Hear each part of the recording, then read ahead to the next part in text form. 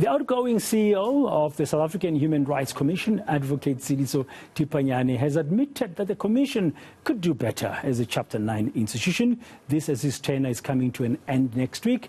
He says there should be an urgent national summit to address challenges around, for example, foreign nationals. He was responding just yesterday to a memorandum that was delivered by civil rights organization Kopanang Africa Against Xenophobia in marking Africa Day, following demonstrations, of course, outside the Commission's offices yesterday. He's with me now in the studio, among others, to reflect on yesterday, just generally, but particularly about his journey as a leader, challenges and successes, and, of course, what he's planning for the future. Advocate, welcome. Thank you very much for your time.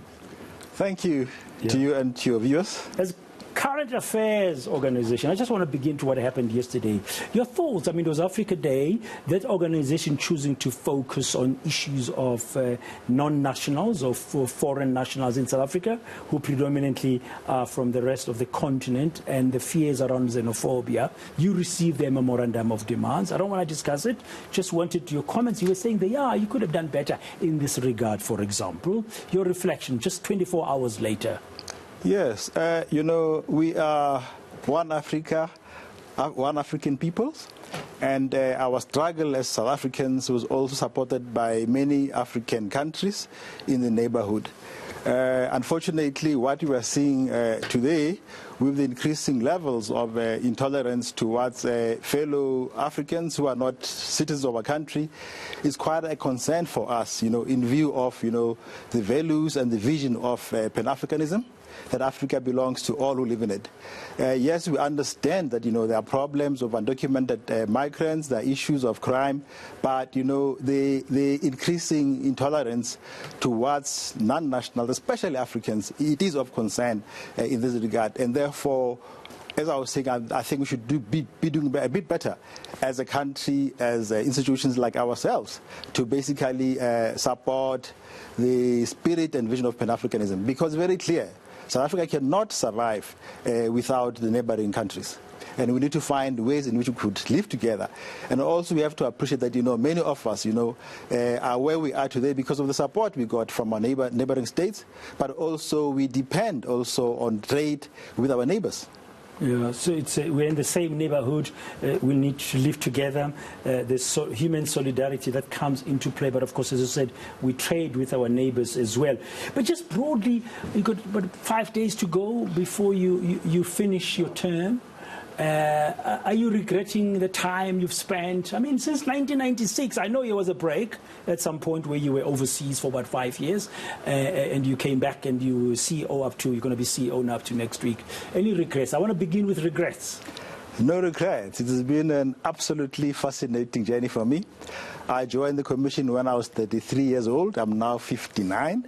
It has definitely been my home, my life.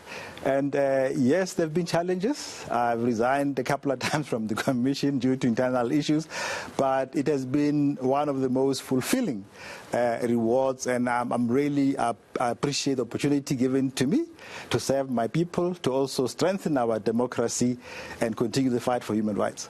Okay, no regrets. So your term is coming to an end, your contract is ending. Is everything good?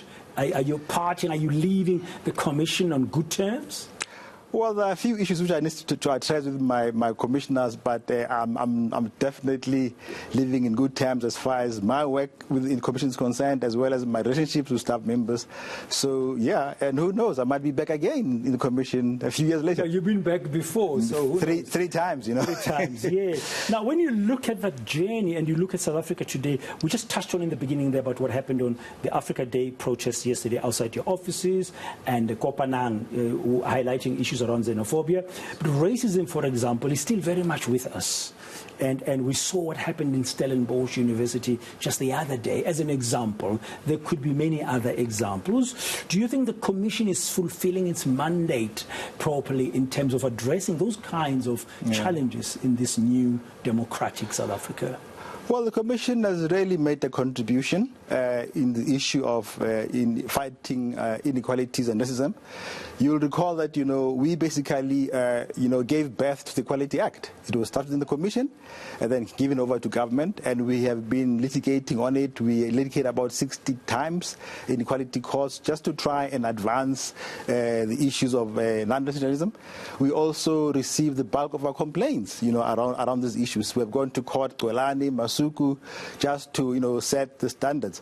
However, I think, when you look at what's happening in our country today, increasing inequalities, and of course incidents we have mentioned like Stellenbosch and elsewhere, that we've not done well as a country to eradicate racism in our country. And partly it's because we have not done well in addressing the underlying causes. As long as there are economic imbalances in our country, racism will continue. And therefore, we really need to address that. We need to make sure that there's equal distribution of wealth in our country and opportunities. Some commentators look at the fundamental issue being social justice, the delivery of social justice, to be able to enjoy those human rights that are enshrined in the Bill of Rights of our Constitution doing better. Where does the intersection for you comes in the work of this Chapter 9 institution that you've been heading for the last 5 years with social justice? Yeah. For 8 years, when I joined the Commission, I was head of research.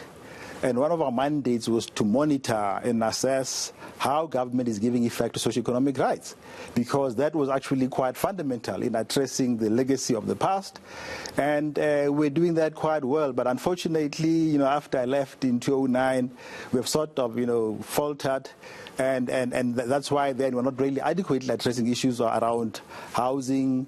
We are seeing high levels of poverty and unemployment. The right to work, for example, is a fundamental right, but I don't think we've really done enough to entrench the right to work as a fundamental human right. So there's still a lot of work which needs to be done.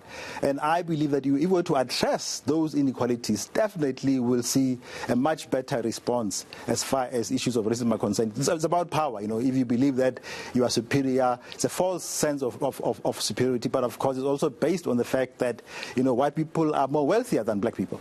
Do you believe under your leadership the Commission has done enough to create an awareness of its mandate? I'm asking this against this background that recently you had to remind us in the media that your findings are binding. You've been busy currently interrogating recently the July riots. Last year, you've held hearings in Durban, and you had government ministers, including the Speaker of the National Assembly, currently was a defense minister, you had the police minister, you had everybody there, top brass, coming to you and telling you exactly what is going on. Do you believe people understand your mandate in this country? Look, when we began in 1996, we had a budget of 7 million rands.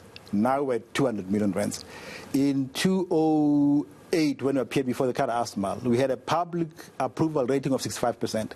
Unfortunately, when state capture came, we also lost our way. But why did you lose your way? Just pause. Why did you lose your way? That was when state capture inquiry began? There were very few institutions which were spared state capture. We were also captured in many ways. They sent wrong people in the Commission who did their own things. But we've been trying to claw back since 2017, and I think the work we've been doing in the last 2 years actually shows that. If you look at our stats, our media coverage now is valued at 400 million rands a year. So you can see that, we are managing. Of course, there's still a number of things which still have to be fixed. And your rating, you mentioned that earlier your rating was about 65%? Public approval. Public approval. What is it now? It's gone down, but we're trying to... Why has it gone down? Because of state capture. The Commission, like many other institutions, lost their way, and that's why I'm saying we've been fighting very hard to fix that. And I think our records in the past 3 years actually show that the Commission is now trying to come back again. CAR-ASMAL said the Commission was a leading defender of human rights in 2008. And you'd like to see it going back there. We have to get there. But unfortunately, there's been this issue of state capture. When you look at that, what the difficulties has it created for you as a CEO of this important Chapter 9 institution? Well, there was a decline in the number of complaints we got. In 2009, we're getting 12,000 complaints a year. It went down to 4,000 around 2010, 2011. The public was losing trust in us. So we had to fight hard to regain that trust and confidence. And as you can see now, people are now beginning to believe in us a lot more. The work we're doing in the unrest hearing, the Alexander hearing, the Val hearing, the number of complaints we're getting actually shows now there's actually beginning. There's that beginning again that we can now have some belief and trust in the Human Rights Commission. One of the biggest challenges as a leader, for any leader, is restoring trust in your institution.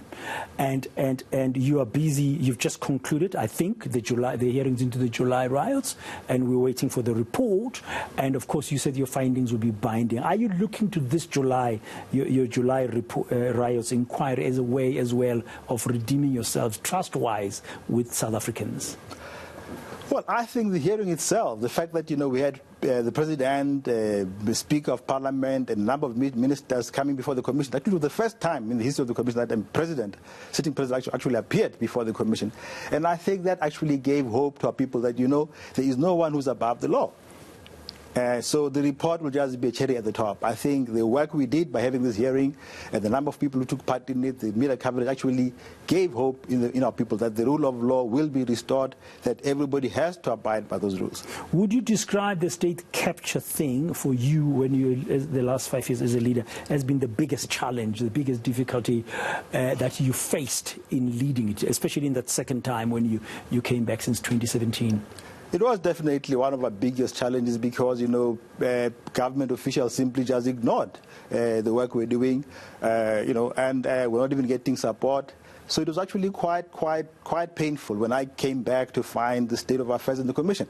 That, and as I'm saying, all of us know exactly what we went through during state capture, and we have to rebuild almost everything. Eskom, Transnet, SABC, everything basically got derailed.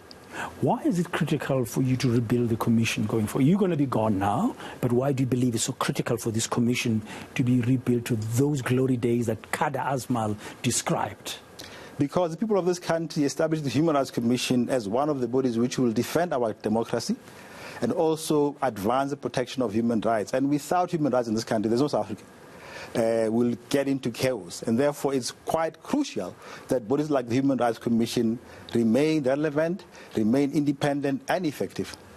Now, the biggest challenge today in South Africa, you've said it yourself, is inequality. And that's feeding into all kinds of challenges. The nature of the complaints today, are you seeing a change? What kind of complaints are more and more? Because there was a period when racism was like really the biggest one. It is still, unfortunately, the number one complaint, followed by issues around socioeconomic rights. I mean, we are seeing poor service delivery, decline in health provision, education, look at our roads, potholes, power cuts, water. So, again, we really need to strengthen that mandate of the Commission to ensure that government does give effect to socioeconomic rights. Yeah. Now, the challenge is that you can go sectorally. If you look at the socio-economic situation, there's education, there's healthcare. On this channel, now and again, we focus on some of these issues. Do you think South Africans are really grappling with those issues in a way that provides solutions, or are they just flooding you with complaints? Well, I think we are beginning to engage the effects of state capture, Zondo Commission, because you see state capture basically deprived our country of economic resources, which could have been used to build our country, to address issues of health, delivery, roads and stuff like that. And I think South Africans are feeling the pinch. We are now borrowing money to run the country. We are seeing increases in electricity, Eskom, as I was saying, load shedding. All these issues are a result of the fact that we have mismanaged our country. Now, a Chapter 9 institution should be a bastion of democracy, as you said, and yours, for the last 5 years as CEO, has done its bit. If you would do anything different, what would it be differently? I mean, if you look back now, as you reflect. Yeah. To get ordinary South Africans to really stand up for their rights, we say democracy is government for the people, by the people, for the people. And I think one of the weaknesses over the past 25 years is when our members of the public, to a large extent, just gave their mandate to government and allowed things to fall apart. It's their country, it's run with their taxes, and government is to be held accountable, and public servants are here to serve the people. But we sort of, gave up and allowed arrogance and disregard really for better governance. And I think if the public stand up and demand better governance, we will see a meaningful change going forward. The same thing with Chapter 9 institutions, they must also be held accountable. Yeah, and do you think that's happening quite enough? I'm just asking about Chapter 9 institutions broadly. There is a Public Protector's Office currently. It's not your issue, but I'm using it as an example. Advocate Busia Mkhwebane facing a parliamentary process about her fitness to hold office. I think people are beginning to take a stand and demand better governance. We're seeing also, for example, the ANC has been suffering in the past elections because people are saying, listen, if you don't do your work, then you won't get our vote. So I think now, there is increasing demand for better governance from our people, and all those who are in government, including us as chapter institutions, have to come to the board or basically ship out. Are you leaving the South African Human Rights Commission today in a better position than it was when you began in 2017 with that big cloud of state capture that affected you as well? And what are your future plans? Definitely is much better than when I found in 2017. My future. Are you saying this simply because you've been the CEO, or are you being honest? Well, I think the results show themselves. The stats, our media coverage, the kind of work we've been doing, our court cases. And I think the people of this country can definitely vouch for that, there's a different Human Rights Commission from 2017. Now, I'm going to go into private practice, but I'm setting up an NGO to focus on governance, responsive and accountable governance of public and private bodies. Okay, you're going to go into private sector, but you're going to be on your own with a foundation, or both? Is it two things you're going to be doing? Both. Working both. in the private sector. Yeah. You're going to be practicing as an advocate. I'll be the chairperson of Southern African Institute of Responsive and Accountable Governance, as well as a practicing advocate. What are you going to miss about having been the CEO of the Commission as you depart next week? Well, the colleagues I've worked with for the last 5 years, I can't run the institution by myself, and they'll still be there doing a good work. I guess I'll miss that. And of course, being called the CEO of the Human Rights Commission, it's really been a pleasure, really. Some of the colleagues, I've been with them from 1996. They've become my friends, my family, so I'll certainly miss them. Okay, thank you very much for your time this afternoon, Advocate Siliso Tipanya. We wish you well. We will talk to you shortly, and whatever those issues that you still have to iron out as you leave the commission, I hope they go well for you. Thank you very much. That's Advocate Siliso Tipanya is leaving the CEO chair next week on the 31st of May after serving in this time around as the head of the South African Human Rights Commission since 2017. It was the second time around. Thanks for his time.